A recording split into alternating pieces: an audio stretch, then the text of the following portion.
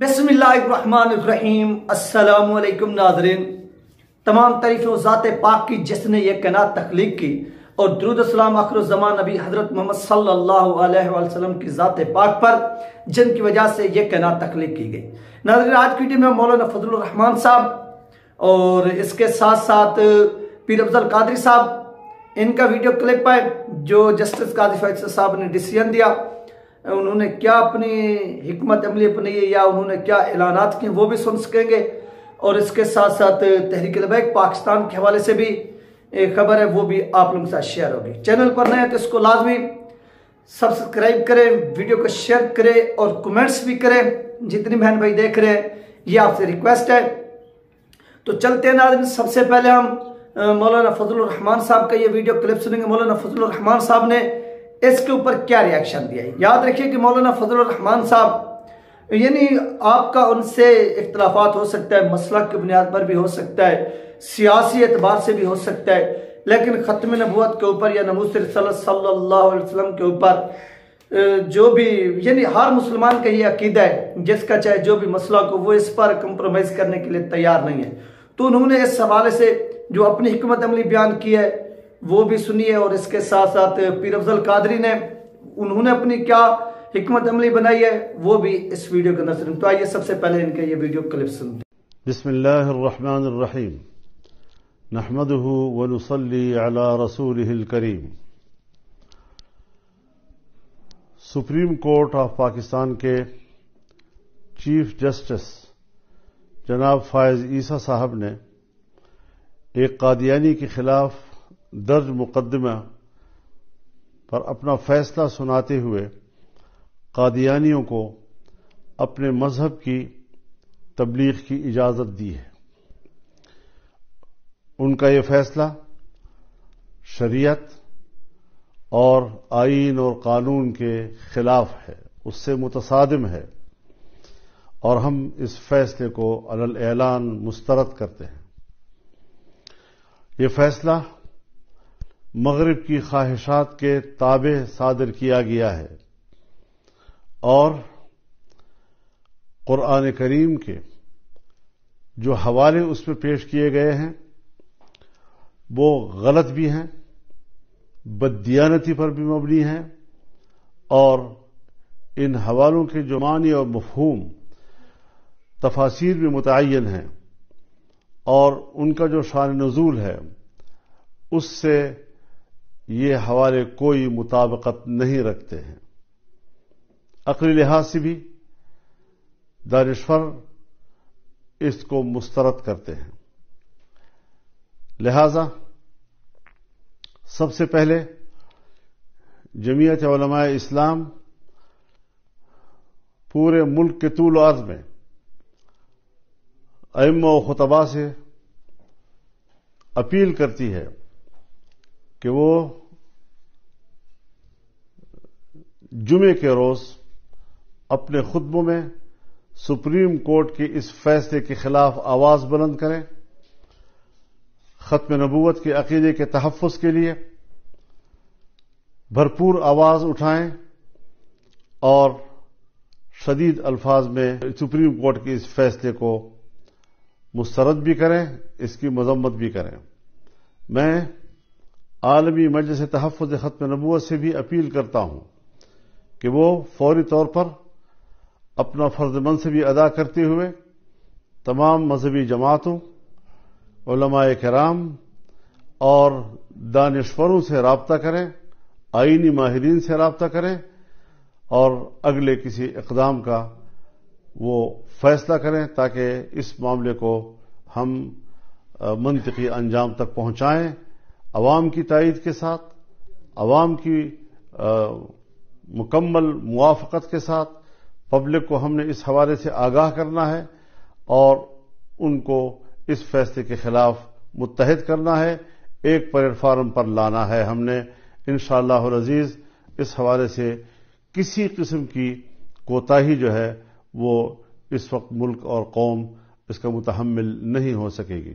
हम अपने आईनी और कानूनी वकला को भी राब्ते में ले रहे हैं, वो इसके कानूनी और आईनी पहलुओं का जायजा लेकर جب نظر ثانی کی درخواست دے گی تو جمعیت علماء اسلام اس مقدمے میں فریق بنے گی، اور ہم قانونی محاذ پر بھی، عدالتی محاذ پر بھی، عوامی محاذ پر بھی اور ہر محاذ پر اس فیصلے کو مسترد بھی کریں گے اور اس رجحان کا مقابلہ کریں گے۔ اس حوالے سے ہمیں آگے بڑھنا ہے۔ یہ پیغام ہے پورے ملک کے لیے، قوم کے لیے، اپنے کارکنوں کے لیے، دینی ذہن رکھنے والوں کے لیے کہ وہ ختم نبوت کے عقیدے کے تحفظ کے لیے میدان میں اتریں۔ وآخر دعوانا ان الحمدللہ رب العالمین۔ میٹنگ ہے، انشاءاللہ اس کا اثر پوری دنیا میں پھیلے گا انشاءاللہ۔ یہ میٹنگ بلانے کا مقصد یہ ہے کہ سپریم کورٹ کے بڑے جج قاضی فائز عیسیٰ نے ایک قادیانی کو رہا کیا ہے، اور اس نے اس فیصلے میں لکھا ہے کہ ہر شہری کو اپنے مذہب کی تبلیغ کی کھلی اجازت ہے، کھلی چھٹی ہے۔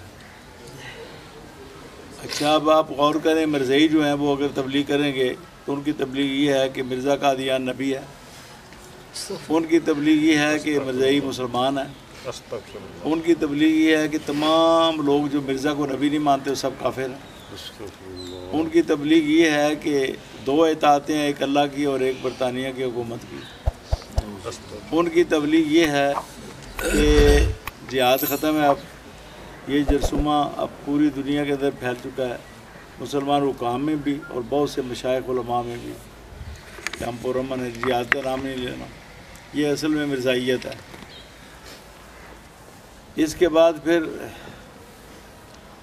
اس نے کہا جی حضرت محمد صلی اللہ علیہ وآلہ وسلم کی پیشین گوئیاں بھی غلط نکلی ہیں، ثابت ہوئی ہیں، اور مسیح بن مریم دابت الارض یاجوج ماجوج اور دجال کی حقیقت آپ پر منکشف نہیں ہوئی، آپ کو حقیقت کا پتہ نہیں چلا۔